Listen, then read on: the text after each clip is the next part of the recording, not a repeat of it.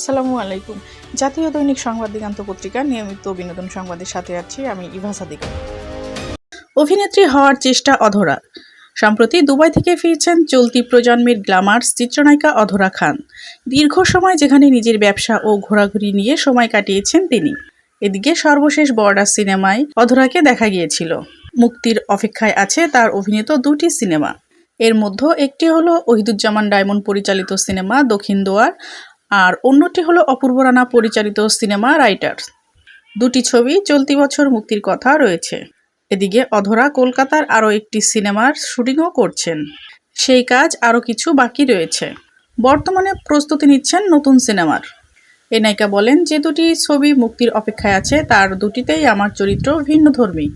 দুটি সিনেমাতেই অভিনেত্রী হওয়ার চেষ্টা করেছি, সেটা ছবি দুটি মুক্তি পেলেই বুঝতে পারবে দর্শক।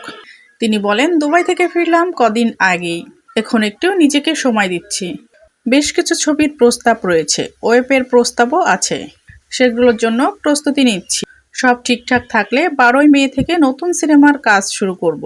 তবে এই বিষয়ে বিস্তারিত বলতে নারাজ তিনি। অধরা বলেন, আসলে আনুষ্ঠানিক ঘোষণা এলেই ভালো, তারই অপেক্ষা করছি।